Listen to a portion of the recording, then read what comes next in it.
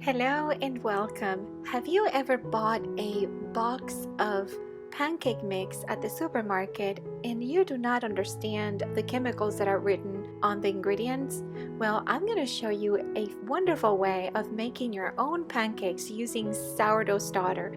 And if you don't have a sourdough starter, I'm going to leave a link in the description below on a video that I posted on how to make your own sourdough starter. We're going to start with a 1/4 cup of your starter.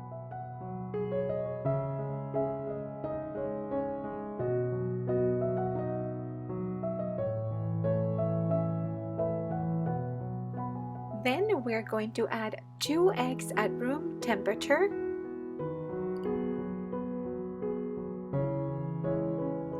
To that, we will add 1 tablespoon of honey and 1 tablespoon of maple syrup. We're going to give it a little whisk before we add the last ingredients. About a 1/4 teaspoon of salt and 1.5 tablespoons of melted butter, and just ensure the butter it's not too hot. And lastly, 1/2 teaspoon of vanilla extract, and whisk it really well. Lightly grease a skillet and we're going to heat it up on medium-low. Then we're going to add our mixture and cook it for about 2 minutes. Check the bottom to make sure it's not too dark.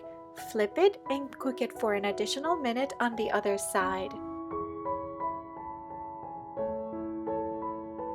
Now we're going to turn off the stove and flip it one more time just to ensure that both sides are hot. And we're going to add a 1/4 cup of shredded mozzarella cheese.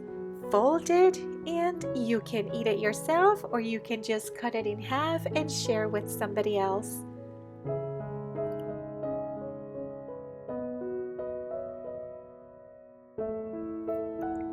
It is very cheesy and delicious. Let me show you how it looks inside. The cheese melts and it's stringy. It's just amazing. You need to try this.